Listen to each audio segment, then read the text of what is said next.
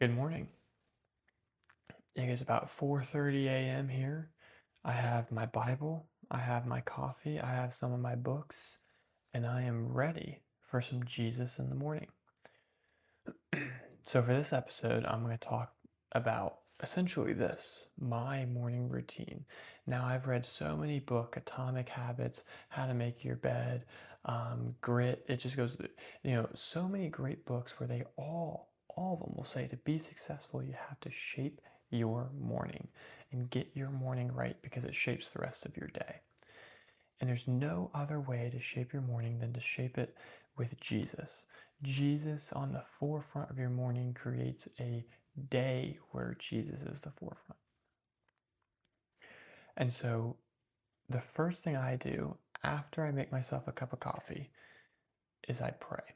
And I used to pray at the end, but what I realized is if I'm running short on time and I'm reading my Bible and then I read other books and I do other things, I will shortcut my prayer. It won't be as long as intentional as I would like it to be. And so now I start with prayer. And I take a 5-5-5 method. My words are hurting this morning. 5-5-5 method that I kind of created for myself, which is a 5-minute prayer with 5 topics I touch on and followed by 5 minutes with Jesus. And so the 5 topics I start with, the very first one is gratitude. As soon as I start praying, I just pray, thank you, Lord, for everything you have given me. And I go on and on in that prayer about all the things I can think about that I just am so grateful for. Then I follow with the second thing, which is praying for others. I pray for situational. So if someone's in the hospital, if someone needs prayer over health, if someone's having a bad time, I pray just over a blanket of peace and protection and health over my family.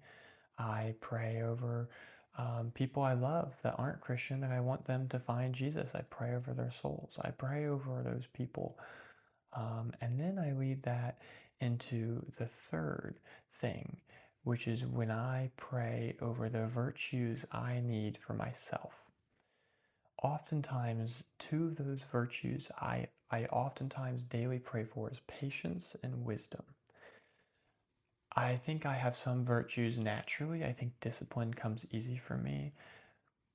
Wisdom is something that I need and everyone needs, and patience is something I struggle with. And so I ask for those things for the Lord. I say, please give me these things. And different seasons call for different things, but you pray for what you need, especially when it comes to virtues. And then the fourth thing I pray for is for a day filled with Him. I say, Lord, I'm going to want to get up from this desk and start my day. And once I start my day, I'm going to stop thinking about you. I'm going to think about tasks. Check this task, make a checklist. And all day I'm trying to get things done. And then suddenly it's the end of the day and I have not thought of you. And so, Lord, I want to be thinking of you all day. I want to be rooted in you. I want to be reminded of you. I want to be talking to you all day. And I pray for that. And then the last thing I do is I identify and I name my sins that I struggle with. Because Satan is at his best when he is not identified. You need to name Satan and the things that he's doing in your life, the things I struggle with. And for me, I cuss a lot. I judge other people. I can gossip. Those are all things I hate about myself. Hatred is a strong word. Those are all things that I hate about Satan that he puts on me. And so I will pray to God, God, Lord, please help me make sure I don't curse today. Make sure my mouth is clean. Lord, help me ensure that I do not judge people today. And Lord, help me refrain from any gossip. That the only thing that comes out of my mouth is love. Lord, help me love all people today. And that's how I pray. And then I follow it with 5 minutes with Jesus. And that's where I close my eyes and I imagine Jesus is in the room. And sometimes we just sit there and I smile at him and he smiles at me, and I just love him and thank him for even just being here with me. Other days I talk to him. I just say whatever I would say, like, Jesus, I'm struggling, or Jesus, I think today's going to be a good day. And he talks back and he talks to me.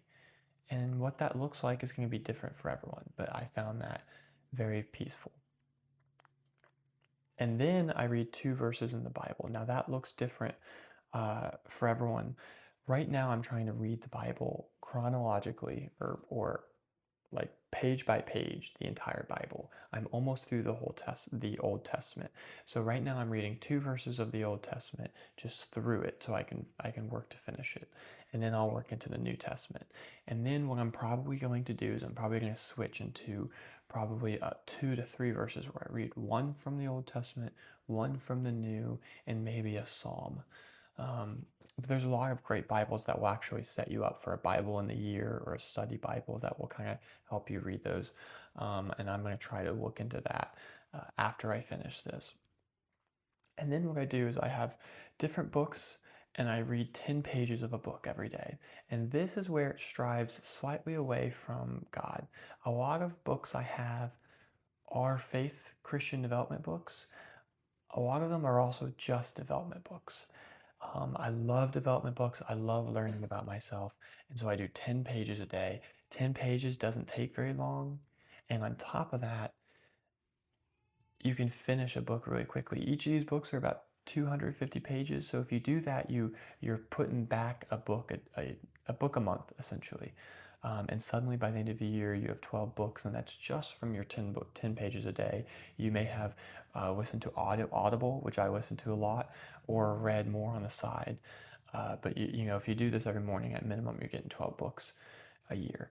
And so I do that and I love it. And what I do is, once I read my Bible and I pray, even if the book is self-development, like I just finished the book Grit by Angela Duckworth, such a phenomenal book.